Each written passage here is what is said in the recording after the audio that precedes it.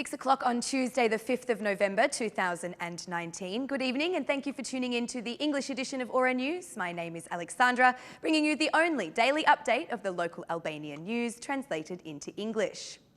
4 days after the assassination attempt at the Shkozeti overpass, which resulted in injuries to 3 individuals, including prosecutor Arjan Ndoye, Serious Crimes has issued the first arrest warrant for a suspected culprit. Redian Raya is the first person to be arrested, whilst the number of individuals escorted for police questioning has so far reached 50. Since noon last Friday, police acting on the orders of the Serious Crimes prosecution, tasked with conducting the investigation, have been conducting searches on several apartments in Tirana, Durrës, Fushkruja and Lushnja, where the alleged assassins were supposedly hiding. The Serious Crimes prosecution also registered the penal offences of attempted murder of a public official, attempted murder against 2 or more persons, and unlawful possession of a firearm. Having located the vehicle involved in the incident, a Mercedes-Benz with licence plate AA32LM, abandoned in Durrës, police advised 2 masks, a quantity of fuel and other items of interest were found inside. Furthermore, as a result of the searches conducted on the dwellings in Leja, Kruja and Tirana, police allege that material evidence was found and seized in connection with the possible perpetrators. The sequestered evidence is undergoing a detailed analysis by the investigative team, with part of it sent to the scientific laboratory for further examination.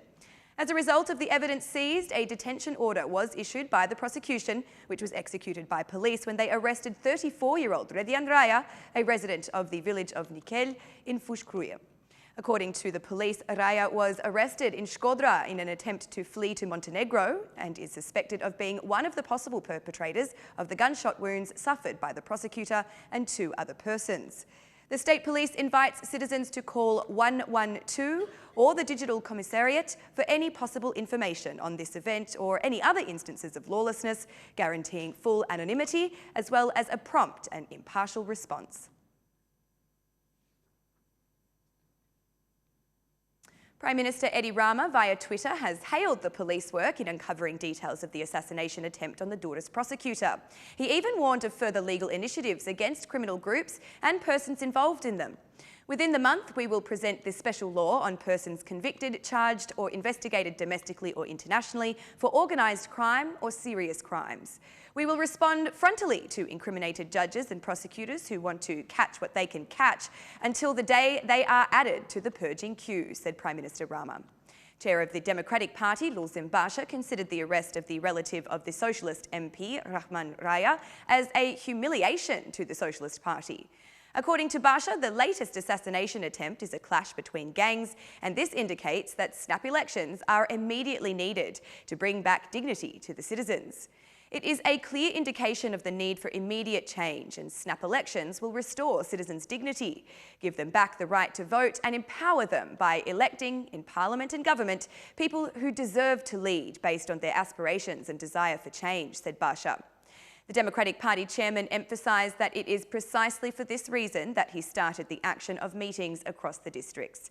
Even my tour is in function of this, to listen to the concerns of the citizens as well as the bitter truths such as the one exposed today.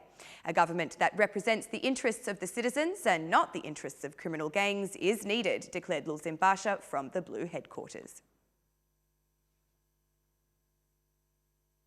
The Special Anti-Corruption and Organised Crime Structure, or SPAC, and the Bureau of Investigation will be operational in 2020, according to the draft law for the next year, which allocates a fund of 371 million lek for SPAC.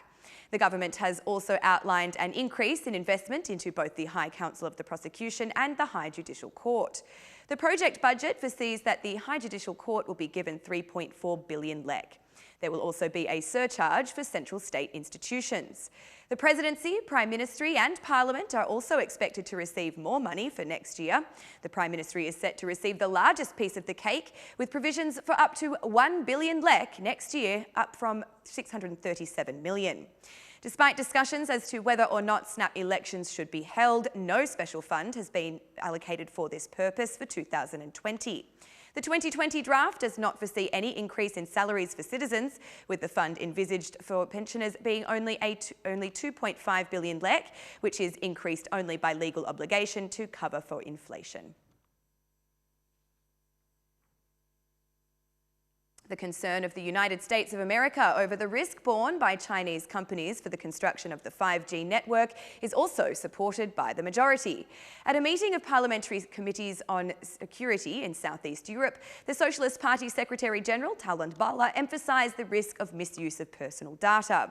Cybercrime must be dealt with at an appropriate level of seriousness because it directly affects the sovereignty of a country. Because information security is so essential, we need to work harder to raise awareness of internet users and increase security on state networks. In developed countries, but also in some parts of our region, the 5G network has begun to expand, and I want to join the concern, but also the US appeal that all our countries should be cautious in selecting the companies that build the 5G networks. Not all of these companies are trusted and can undoubtedly misuse the data that passes through this new network that will resize the communication system in the developed world, said Talon Bala. He even drew attention to the resolution presented to Parliament. In this context, just a few days ago at the Albanian Parliament, we submitted a draft resolution on foreign interference in electoral processes and disinformation in the national democratic processes, in line with the resolution adopted 4 weeks ago in the EP. In this draft resolution, we conclude that cyber attacks and disinformation can affect the composition and messages of the country's institutions, as well as the quality of these institutions in the role they play in democracy. To this end, appropriate measures are needed to ensure that the democratic processes, as well as elections, are protected from any interference or manipulation by a foreign state or non-state actors, said Bala. 2 days ago, the United States Embassy warned that companies in China are required to submit data to the Secret Service. As such, they raised the question of whether allowing such a company to provide the 5G network to Albania would be considered a safe move.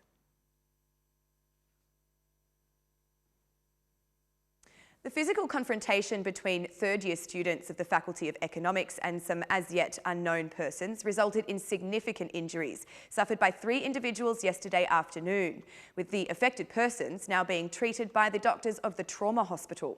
Whilst the details of the event are yet to be fully uncovered and as such remain unclear, both the staff and students of the Faculty of Economics have considered the circumstance as entirely unprecedented.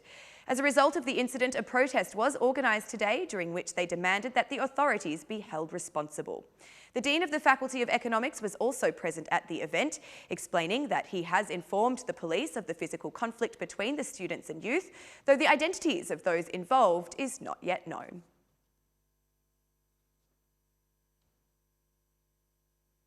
Flora's coastal development project has again rallied residents of Orikum, Radima and Ducati. They have demanded the cessation of the National Territory Inspectorate of Defence action, which affects their homes and businesses, warning of a physical collision if their voices are not heard. Residents want this project to be transparent and demand they be consulted before its implementation. There are also allegations that the exclusion from the legalisation process is being carried out selectively. Come on, tell us what's going to happen here. Maybe it will get better and we can accept it, but when we know nothing, how can we? The disqualifications have come from Aloisni before our right to appeal has reached the legal deadline, said one resident. In the first phase of the project, 60 objects in total were demolished. Meanwhile, the Vlora municipality presented the Orikum, Radima and Ducat coastal development projects a few days ago, however failed to provide any information as to the exact number of dwellings and businesses affected.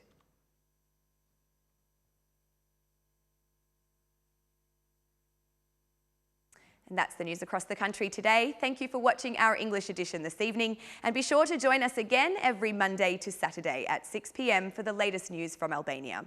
Once again, on behalf of Ora News, thank you and good night.